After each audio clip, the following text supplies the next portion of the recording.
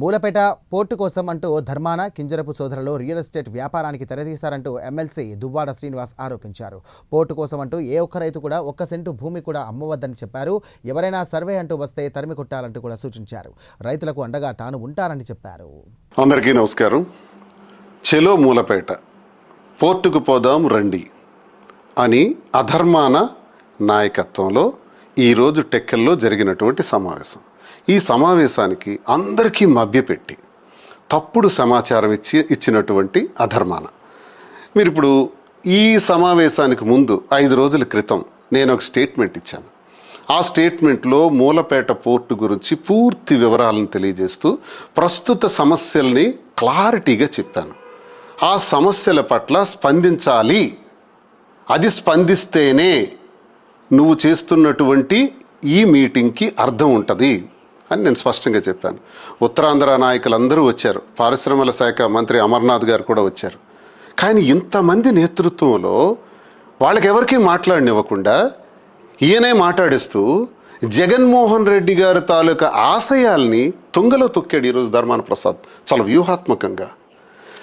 ఎలా అంటే పోర్టుకు పోదామని చెప్పి పోర్టుకు పోయినారా? పోలేదే. పోర్టుకు 10 కిలోమీటర్ల దూరంలో ఒక టెంట్ వేసి, అంటే ఇక్కడ ప్రజలందరికీ మూలపేట విష్ణు చక్రం గ్రామాల ప్రజలందరికీ లేఅవుట్ ఇచ్చాం. నాటి ముఖ్యమంత్రి గారు జగన్మోహన్ రెడ్డి గారు కూడా అక్కడే సమావేశం పెట్టారు. ఆ సమావేశం దగ్గర వీళ్ళు ఒక టెంట్ వేసి మాట్లాడారు. మరి ఎందుకు పోర్టుకు పోలేదు? నిజంగా పోర్టుకు పోవాలంటే వేలాది మంది ప్రజలు అవసరమా? ఉత్తరాంధ్ర మొత్తం తరలించడం అవసరమా? ఒకవేళ అలా తరలిస్తే వేలాది మంది ప్రజలు కలిసి పోర్టులోకి వెళ్ళొచ్చా?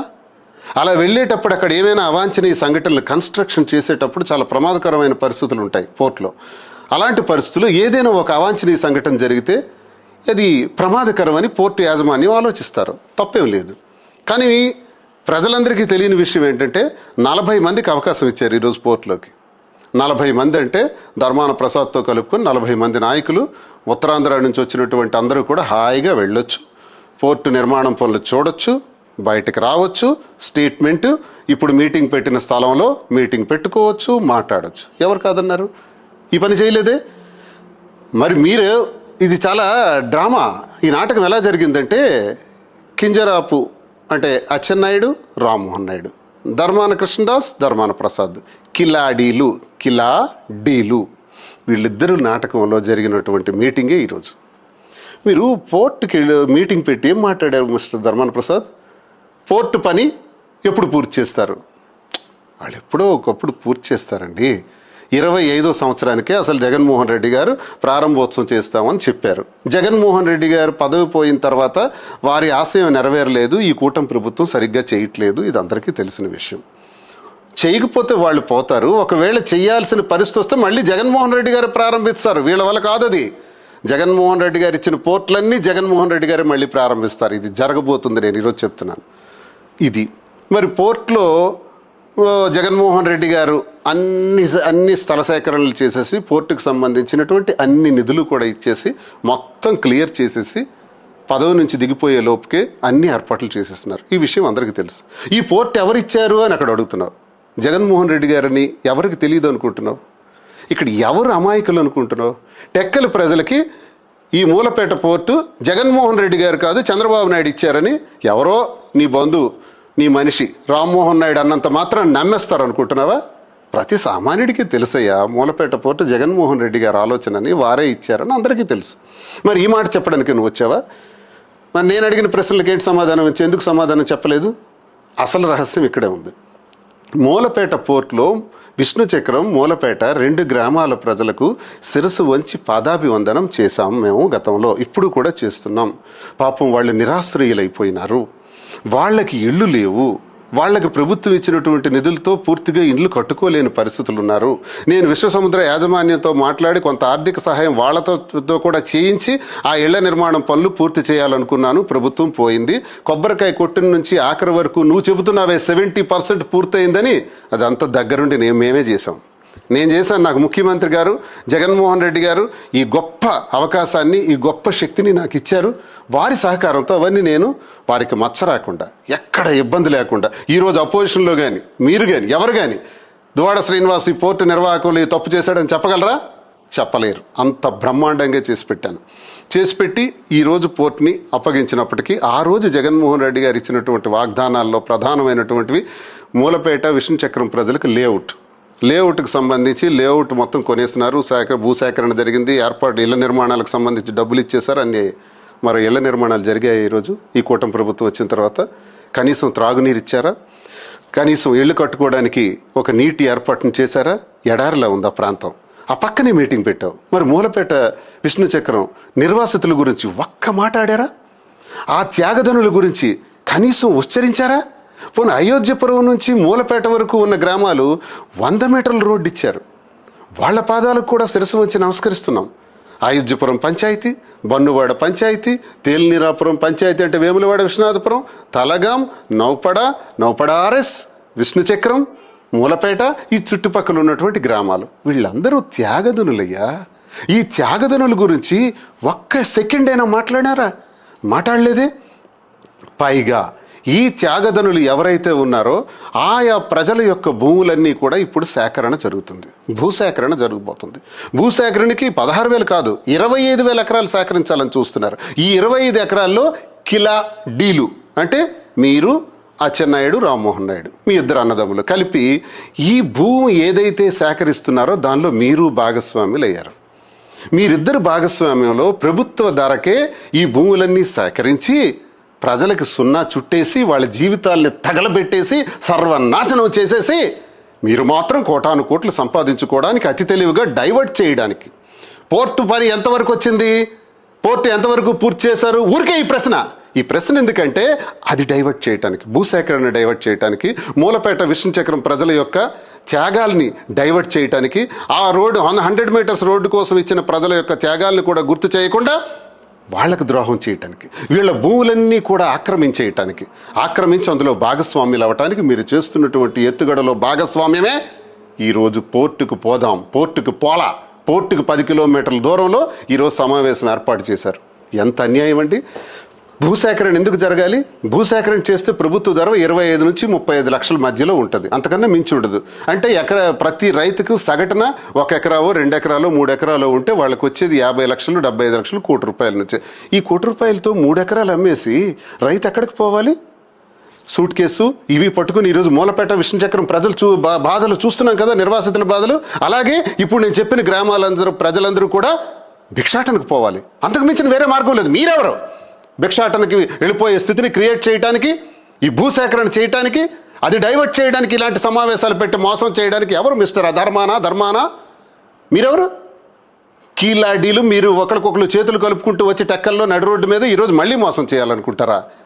ప్రజలకు నేను తెలియజేస్తున్నాను, ఈ గ్రామాల ప్రజలందరూ కూడా 1 సెంటు భూమి కూడా ఇవ్వకండి. మీరు ఇష్టం వచ్చిన రేటుకి మీరు భవిష్యత్తులో అమ్ముకుంటారు. ఇప్పుడు మీరు 5 నుంచి 10 సంవత్సరాలు ఓపిక పడితే ఇప్పుడున్న ధరకి 10 నుంచి 20 రెట్లు మీ భూములకి విలువ పెరుగుతుంది.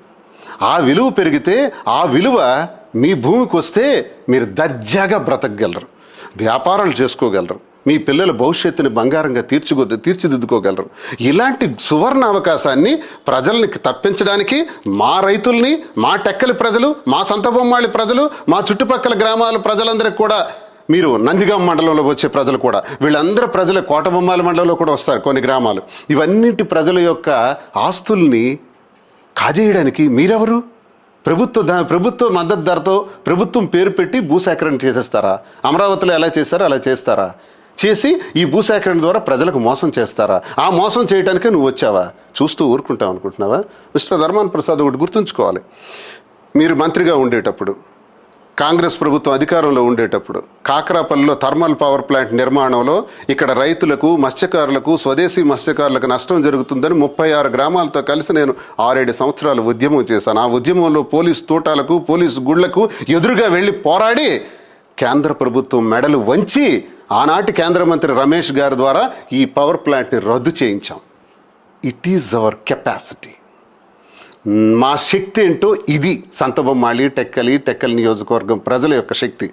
నువ్వు ఈరోజు మళ్ళీ మోసం చేయాలన్న ఉద్దేశంతో ఆనాడు పవర్ ప్లాంట్ ద్వారా భూసేకరణ చేసి ఆ ప్రజలకు మోసం చేయాలనుకున్నావు. ఈనాడు పోర్టు ద్వారా భూసేకరణ కీలా డీలు ఇద్దరూ కలిపి మోసం చేయాలని చూస్తున్నారు. నువ్వు మళ్ళీ చూస్తే నాటి ఉద్యమం గుర్తుంది కదా, అదే ఉద్యమం మళ్ళీ ప్రారంభిస్తాడు ఈ దువ్వాడ శ్రీనివాస్. ఈ దువ్వాడ శ్రీనివాస్కి ప్రాణం మీద భయం లేదు, ఎవరికి అదిరేది లేదు, బెదిరేది లేదు, కేసులకి భయపడను, నాకే భయాలు లేవు, అవినీతి నా చేతిలోకి ఇంతవరకు అంటలేదు కాబట్టే నన్ను ఎవరు తాకలేరు. అవినీతి లేని రాజకీయం చేశాను కాబట్టి ఈరోజు ధైర్యంగా చెప్తున్నాను. మళ్ళీ ప్రజల పక్షాన, ప్రజలారా, నేను చెప్పిన గ్రామాల ప్రజలందరికీ తెలియజేస్తున్నాను, ఒక్క సెంటు భూమి కూడా ఇవ్వకండి. సర్వే కానీ ఎవడైనా వస్తే తన్నంట పెట్టండి, నేను చూసుకుంటా, నేను వచ్చి అడ్డంగా కూర్చుంటాను. అన్ని గ్రామాలకి అండదండలుగా మరో ప్రజా ఉద్యమం ప్రారంభిస్తాం. ఈ స్థల సేకరణకి వ్యతిరేకంగా మన ఉద్యమం జరుగుతుంది. గ్రామాన వస్తాను, అన్ని గ్రామాల ప్రజలతో మాట్లాడతాను. ఈ అధర్మాన ఈరోజు మీటింగ్ పెట్టి భూసేకరణ చెయ్యాలి, తద్వారా అచ్చెన్నాయుడికి, రామ్మోహన్ నాయుడికి అపోజిషన్ పార్టీ ద్వారా మేలు చెయ్యాలని చేసినటువంటి ఈ ఉద్దేశంలో ఆట కట్టిస్తాను. ఈ టెక్కలు నడిబొడ్డులో వచ్చి ఆనాడు నువ్వు చెప్పావు, థర్మల్ పవర్ ప్లాంట్ ఎవరైతే ఆపడానికి ప్రయత్నిస్తారో వాళ్ళకి రోడ్డు రోలర్ పెట్టి తొక్కేస్తానన్నావు. నువ్వే నలిగిపోయినావు. మేము ఆ పవర్ ప్లాంట్ని తరిమి కొట్టాం. ఇప్పుడు భూసేకరణ చేయాలనే ఉద్దేశంతో మోసపూరితమైన మాటలు చెప్పడానికి వచ్చావు. మళ్ళీ చెప్తున్నా, ఎలా భూసేకరణ చేస్తారో కూడా చూస్తాం. ఈ మాటలు నేను చెప్పలా. 5 రోజుల క్రితం నేను ఈ స్టేట్మెంట్ ఇచ్చాను. 3 రోజుల క్రితం మన ప్రియతమ నాయకుడు, మనందరి ఆరాధ్య దైవం వైఎస్ జగన్మోహన్ రెడ్డి గారు కూడా ఒక స్టేట్మెంట్ ఇచ్చారు. ఆ స్టేట్మెంట్లో ఎలా ఇచ్చారంటే, ఆయన ఇచ్చినటువంటి పోర్టులన్నీ, ఆ పోర్టుల పనితీరు, ఆ పోర్టులు ఎంత శాతం పూర్తయినాయి, ఆయన ఎంత శాతం పూర్తి చేయగలిగినారు, ఇప్పుడు ఏమాత్రం అభివృద్ధికి నోచుకోకుండా మిగిలిన శాతం పూర్తి చేయకుండా కూటమి ప్రభుత్వం కాలయాపన చేస్తుంది. మరి నా ప్రభుత్వంలో ఎంతగా జరిగింది. అంతేకాదు, ఈ కూటమి ప్రభుత్వం ప్రజల వద్ద నుంచి తక్కువ ధరలకే భూములు కూడా సేకరించడానికి ప్రయత్నిస్తుంది, అక్రమ ల్యాండ్ ఎక్విజిషన్ చేయడానికి ప్రయత్నిస్తుంది, భూసేకరణ చేస్తుంది అని సాక్షాత్ జగన్మోహన్ రెడ్డి గారు అన్నారు. నేనన్నది కాదు. జగన్మోహన్ రెడ్డి గారు అన్నటువంటి మాటను మీరెందుకు ఉటంకించలేదు, మీరెందుకు మాట్లాడలేదు? నేనేమి ఇంకో మాట అనలేదే. కావలిస్తే ప్రజలందరూ జగన్మోహన్ రెడ్డి గారి స్టేట్మెంట్ ఒక్కసారి వినండి. ఇప్పుడు మీకు వేస్తున్నాను. మూలపేట అయినా, రామాయపట్నం పోర్ట్ అయినా, లేదా మచిలీపట్నం పోర్ట్ అయినా, మచిలీపట్నం కూడా 30% పూర్తి అయిపోయింది మన హయాంలోనే. ఈ రోజుకి 2 ఏళ్ళు అయిపోయింది. అన్ని చోట్ల పనులు ఆపేసినాడు. వీళ్ళకి సంబంధించిన వాళ్ళకే వాళ్ళని తప్పించి కాంట్రాక్ట్, వీళ్ళకి సంబంధించిన వాళ్ళకి కాంట్రాక్టులు ఇప్పించుకోవడంతో కనీసం అదన్న పనులు జరుగుతున్నాయంటే లేదు, అది కూడా అయిపోయినా. ఏమంటే తొందరగా పని అయిపోతే జగన్ క్రెడిట్ వస్తుంది కాబట్టి పనులు ఆపి ఆడ చుట్టుపక్కల భూములు మళ్ళా వీళ్ళ మనుషుల చేత కొనుగోలు చేయించే కార్యక్రమాలు మచిలీపట్నంలో వాళ్ళు మొత్తుకుంటున్నారు. ఉన్నదానికి ఆల్రెడీ ల్యాండ్ ఇచ్చినాం, ఆల్రెడీ పోర్టు జరుగుతూ ఉంది. చెన్నైలో పోర్టు ఎన్ని ఎకరాల్లో ఉంది? చెన్నైలో పోర్టు. ఇక్కడ వీళ్ళకు 2000 ఎకరాల్లో పోర్టు కడతా ఉన్నారు, ఆపేసినాడు. ఇంకా ల్యాండ్ అక్విజిషన్ చేయాలంట. వీళ్ళ బినామీలందరినీ పంపించినాడు, భూములు కొనుగోలు చేసే కార్యక్రమం చేస్తా ఉన్నాడు. దాని తర్వాత దాన్ని మొదలు పెడతాడంట. ప్రతి అడుగులోనూ కూడా నాకేంది అనే పద్ధతిలో రాష్ట్రాన్ని దోచుకోవడంతోనే ఈరోజు ఎక్కడ చూసినా కూడా అడుగులు జరుగుతున్నాయి. చూశారు కదా జగన్మోహన్ రెడ్డి గారు ఆడిన మాటల్లో ఇప్పుడు నేను చెప్పిన మాటలన్నీ ఉన్నాయి కదా. ల్యాండ్ ఎక్విజిషన్ మీద మాట్లాడారు. తక్కువ ధరలకే ప్రజల వద్ద నుంచి భూమిని కాజేయడానికి ప్రయత్నిస్తుంది కూటమి ప్రభుత్వం అన్నారు కదా. కూటమి ప్రభుత్వంలో అచ్చెన్నాయుడు, రామ్మోహన్ నాయుడు పనిచేస్తుంటే మీరెందుకు వచ్చారు ఇక్కడికి? పోర్టుకు పోదామా, చెలో పోర్టా, ఇదే మీరు మాట్లాడాల్సింది? భూసేకరణ గురించి సాక్షాత్తు మన అధ్యక్షుడు, మన నాయకుడే మాట్లాడారే. నువ్వెవరు భయ్యా మాట్లాడకపోవటానికి? నువ్వెందుకు మాట్లాడు?